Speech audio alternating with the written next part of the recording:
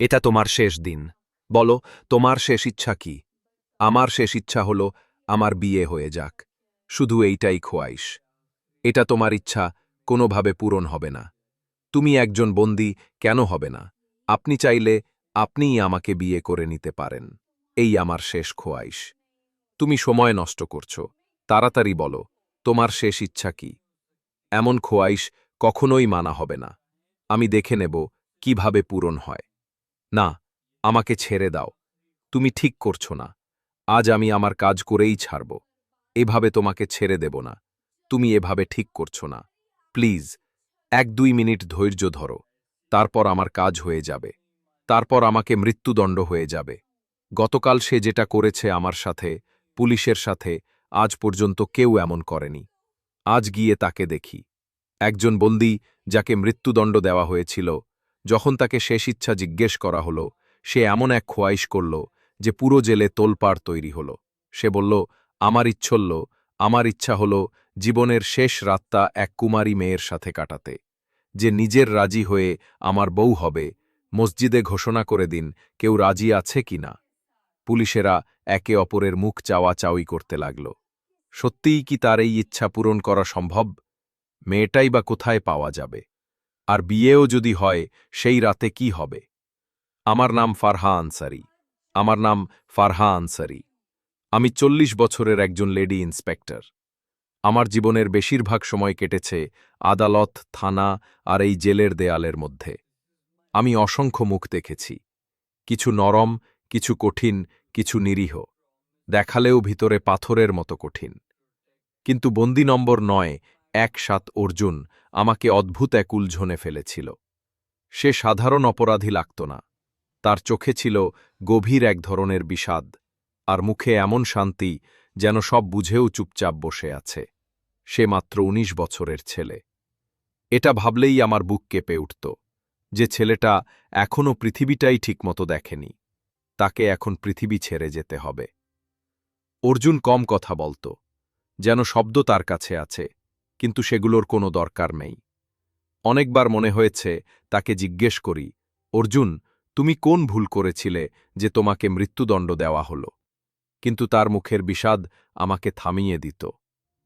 পুলিশের চাকরি আমার মন শক্ত করেছে, কিন্তু ৯-১-৭ সামনে দাঁড়ালে মনে হতো ভিতরে কোথাও একটু নরম হয়ে যাই। আমি জানতাম এখানে বন্দীদের সাথে ব্যক্তিগত সম্পর্ক রাখা নিষেধ, আইন শক্ত। তবুও ভিতরে বারবার প্রশ্ন উঠত, এই ছেলেটা কি সত্যিই অপরাধী, নাকি পরিস্থিতির শিকার? এইসব ভাবনার মধ্যেই আজ আমাকে বিশেষ আদেশ দেওয়া হলো, যা অর্জুনের শেষ ইচ্ছার সঙ্গে জড়িত, এবং আসন্ন কয়েকদিনে পুরো জেলকে নড়িয়ে দেবে। ২ দিন পর বন্দি নম্বর ৯-১-৭কে মৃত্যুদণ্ড দেওয়া হবে। এর মধ্যে তাকে মা-বাবার সাথে শেষবার দেখা করার অনুমতি দেওয়া হলো। এই খবর শুনেই আমার মন অদ্ভুত অস্থির হয়ে উঠল। আজ জেলের পরিবেশে ভয় আর বিষাদের মিশ্র একটা অনুভূতি। শেষ ইচ্ছা সবাইকে দেওয়া হয়। কেউ বিশেষ খাবার চায়, কেউ পরিবারের সাথে দেখা। তবে এত অদ্ভুত খোয়াইশ কেউ করে না।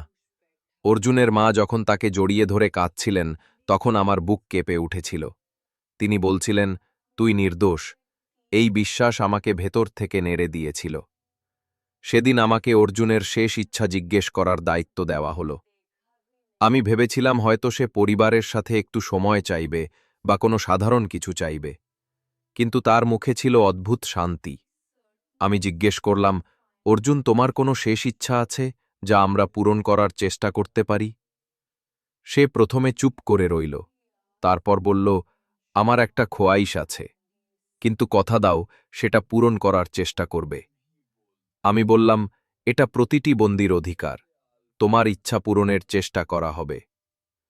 আমি ভেবেছিলাম সে হয়তো কারো সাথে দেখা করতে চাইবে, কিন্তু যখন এসপি সাহেব জিজ্ঞেস করলেন, তোমার শেষ ইচ্ছা কি, তখন তার মুখ থেকে যে কথা বের হল, তাতে পুরো ঘর নিস্তব্ধ হয়ে গেল। অর্জুন বলল, আমি জীবনে প্রথম এবং শেষবারের মতো বিয়ে করতে চাই। মৃত্যুদণ্ডের আগে এক রাত আমার স্ত্রীকে নিয়ে কাটাতে চাই। অর্জুনের কথা শোনার পর পুরো ঘরে সন্নাটা নেমে এলো।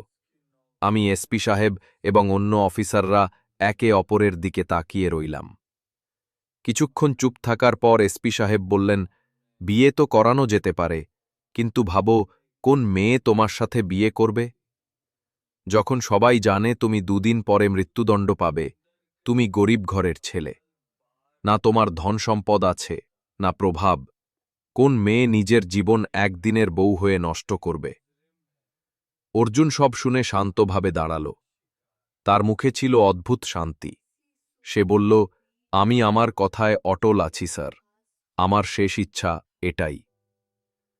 এসপি সাহেব কিছুটা রাগান্বিত হয়ে বললেন, অন্য কোনো ইচ্ছা চাইলে বলো, খাবার, দেখা করা, কোথাও যাওয়া, বিয়ে সম্ভব না। অর্জুন শান্ত গলায় বলল, স্যার আপনারা চিন্তা করবেন না, আমার বিয়ে নিজে থেকেই হয়ে যাবে।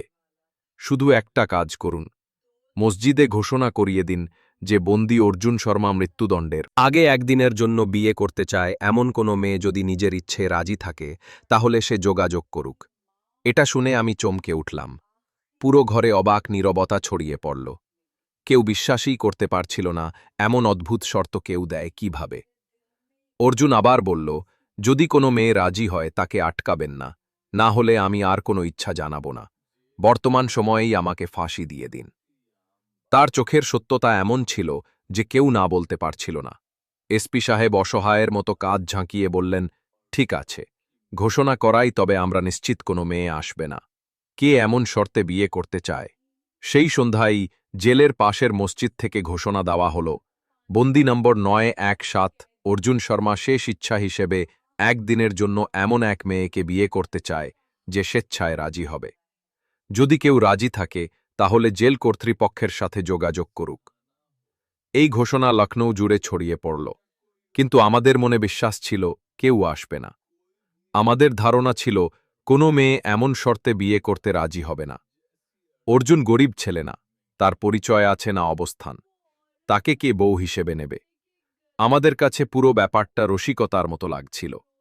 কিন্তু ঘোষণার মাত্র 1 ঘণ্টা পর এক সিপাহী দৌড়ে এসে বলল, ম্যাডাম, জেলের গেটে এক মেয়ে দাঁড়িয়ে আছে, বউ সাজা পোশাকে, এবং তার সাথে এক পুরোহিতও আছেন।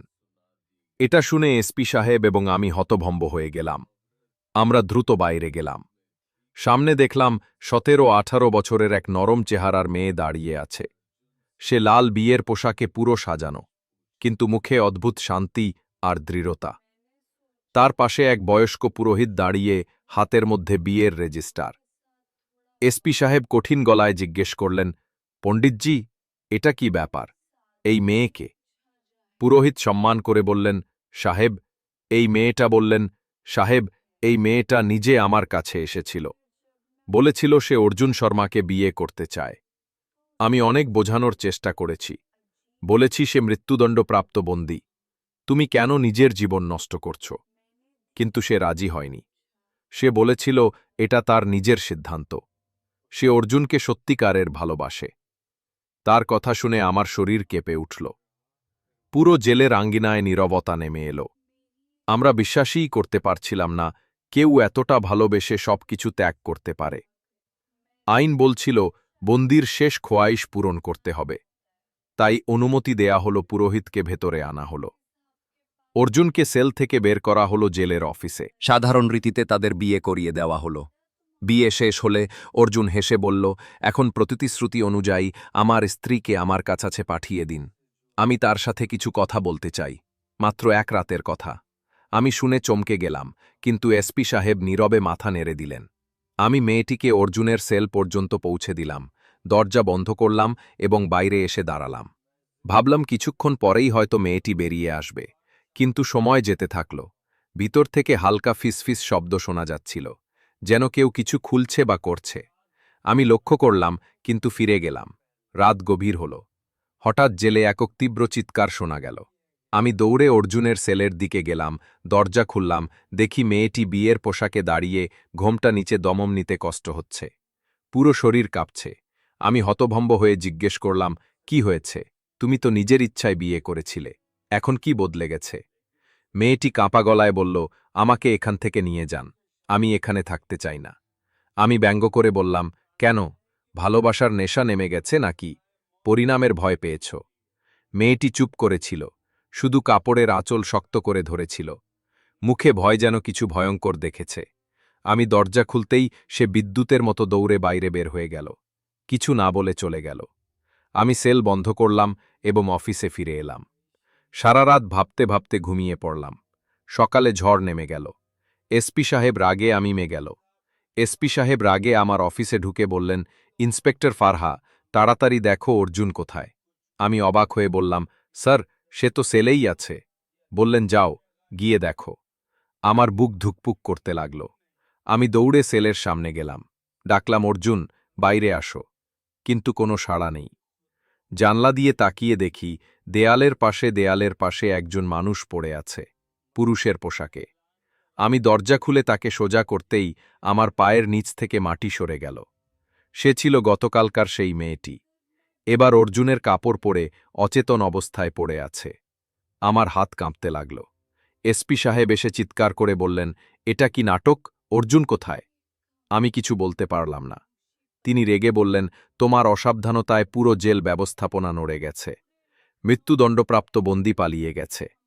আমরা বুঝলাম অর্জুন এমন চাল চালিয়েছে যা কেউ অনুমানই করতে পারেনি। সে মেয়ের বিয়ের পোশাক পরে জেল থেকে বেরিয়ে গেছে, আর মেয়েটি ইচ্ছে করে তার জায়গায় থাকতে রাজি হয়েছিল। মেয়েটি যখন জ্ঞান ফিরে পেল, তখন তার চোখে ভয় বা আফসোস কিছুই ছিল না, বরং তার গলায় ছিল অদ্ভুত শক্তি। সে বলল, আপনারা অর্জুনের সাথে অবিচার করেছেন। সে মৃত্যুদণ্ড পাওয়ার যোগ্য না। আমি রাগে বললাম, এই সিদ্ধান্ত আদালত নেবে। মেয়েটি হালকা হাসল এবং বলল, সিদ্ধান্ত সময় নেবে, আর সময় প্রমাণ করবে সে নির্দোষ। এসপি সাহেব কঠিন আদেশ দিলেন, অর্জুনকে খুঁজে বের করো। যদি তাকে না পাই, তাহলে পরিণাম ভয়ঙ্কর হবে। পুরো জেলে আতঙ্ক ছড়িয়ে পড়ল। এক মৃত্যুদণ্ডপ্রাপ্ত বন্দী আমাদের চোখে ধুলো দিয়ে পালিয়েছে। আমি স্তম্ভিত, দিশেহারা হয়ে গেলাম। বুঝতেই পারছিলাম না কিভাবে এমন ভুল করলাম। আমি এমন এক মানুষের ওপর বিশ্বাস করেছিলাম যে আমাদের সবাইকে ফাঁকি দিয়ে চলে গেল। মেয়েটিকে জিজ্ঞেস করা হলো, অর্জুনকে কোথায় লুকিয়ে রেখেছ? সত্য না বললে খারাপ পরিণাম হবে। কিন্তু সে একটুও ভয় পায়নি, বরং শান্তভাবে বলল, আমি সব সত্যত্ব বলে দেব, যদি আপনি আমার কথা মন দিয়ে শোনেন। আমি লক্ষ্য করলাম তার চোখে কোনো ভয় নেই, কোনো মিথ্যা নেই। সে বলল, তার নাম নিশা, এবং তার বড় বোনের সাথে অর্জুনের বাগদান হয়েছিল। নিশা গল্প শুরু করল। অর্জুন ছোটবেলা থেকেই সাহসী, নির্ভীক ছেলে। কখনো কাউকে দেখে পিছিয়ে আসেনি। সে ছিল আমার বাবার চাচাতো ভাইয়ের ছেলে, অর্থাৎ আমার ফুফাতো ভাই। বাবা তাকে খুব ভালোবাসতেন, এবং যখন আমার বড় বোনের সাথে তার বাগদান হল, সে আমাদের ঘরের অংশ হয়ে গেল। আমাদের গ্রাম মুরাদাবাদ ছোট ছিল, কিন্তু পরিবেশটা অদ্ভুত ছিল। এক রাতে অর্জুন ভাই আমাদের খালাতো বোনের সাথে দেখা করতে এলো। সেদিন বাবা বাড়িতে ছিলেন না। আমরা দুই বোন একা ছিলাম। আমি রান্নাঘরে চা বানাচ্ছিলাম, এবং তারা অন্য ঘরে কথা বলছিল। হঠাৎ দরজায় জোর ধাক্কা শুরু হলো। আমি দরজার পাশে গিয়ে দেখি ৩-৪ জন বখাটে দাঁড়িয়ে আছে। তাদের চোখে ছিল নোংরা উদ্দেশ্য। তারা বলল, আমরা জানি তোমাদের বাড়িতে এক যুবক এসেছে, তাকে বের করে দাও। আমি ভয় পেয়ে গেলাম, কিন্তু অর্জুন বের হয়ে এসে আমাকে ইশারা করল ভেতরে যেতে। আমি ঘরে গিয়ে দরজা লাগিয়ে কান পেতে শুনতে লাগলাম, বাইরে অর্জুন সেই লোকগুলোর সামনে দাঁড়িয়েছিল। তাদের একজন বাজে কথা বললে সে সহ্য করল, কারণ সে জানত সে একা, আর ভেতরে আমরা দুই অসহায় মেয়ে আছে। সে শান্তভাবে তাদের বুঝিয়ে ফিরিয়ে দিল। সেই রাতেই সে অনেকক্ষণ দরজার বাইরে বসে পাহারা দিল, যেন কোনো বিপদ না আসে। কিন্তু এটাই ছিল ঝড়ের শুরু। তারপর থেকে প্রতিদিন সেই বখাটেরা বাড়ির সামনে দাঁড়িয়ে থাকত। বাবা বাইরে গেলেই তারা আমাদের হয়রানি করত। আমরা দরজা বন্ধ করে থাকতাম, কিন্তু ভয় মন থেকে যেত না। তারপর এক রাতে ঘটে গেল সেই ঘটনা যা আমাদের জীবন পাল্টে দিল। রাতের অন্ধকারে জানালার কাঁচ ভাঙার শব্দ হল। কেউ জোর করে ভেতরে ঢুকতে চাইছিল। সেই মুহূর্তে অর্জুন ভাইও বাড়িতে পৌঁছেছিল। সে দেখল একজন বখাটে জানালা ভেঙে ঢুকতে যাচ্ছে। সে আর সহ্য করতে পারল না। বের হয়ে তাদের সাথে লড়াইয়ে লেগে গেল। আমি ঘরের ভেতর থেকে সব শুনছিলাম। লড়াই ভয়ঙ্কর হয়ে উঠল। আমার বড় বোন তাদের মাঝে গিয়ে দাঁড়াতেই সে ধাক্কা খেয়ে পড়ে যায় এবং মারা যায়। অর্জুনের হাতে একজন মারা গেল, কিন্তু সেটা কোনো খুন না, সেটা ছিল আমাদের ইজ্জত রক্ষা করার লড়াই। আসল অপরাধী ছিল ওই বখাটেরা, কিন্তু সাজা হলো অর্জুন ভাইয়ের কারণ। আমরা গরিব বলার কেউ নেই, তাই ন্যায় পাইনি। নিশার চোখ দিয়ে চোখের পানি পড়ছিল। সে বলল, যদি আমরা ধনী হতাম, যদি আমাদের কথা শোনার কেউ থাকত, তাহলে হয়তো আজ এসব হতো না। এই দুনিয়ায় গরিবের জন্য কোনো বিচার নেই ম্যাডাম। অর্জুন ভাই কোনো নির্দোষ মানুষকে মারেনি। সে আমাদের ইজ্জত রক্ষা করতে লড়েছিল। আমি কিছু বলতে পারছিলাম না। নিশা চোখ মুছে বলল, এগুলো সব ছিল অর্জুনের মায়ের পরিকল্পনা। তিনি বলেছিলেন, তিনি তার মেয়েকে কুরবানি দেবেন, কিন্তু ছেলেকে ফাঁসি হতে দেবেন না। আমি থমকে গেলাম। নিশা বলল, হ্যাঁ, আমি কুরবানি হয়েলাম। আমি নিজেকে এই পরিকল্পনার জন্য উৎসর্গ করেছিলাম, যেন অর্জুন বাঁচতে পারে। তার মা তাকে দিল্লির এক বড় আইনজীবীর কাছে পাঠিয়ে দেয়, যার জীবন বহু বছর আগে অর্জুন বাঁচিয়েছিল।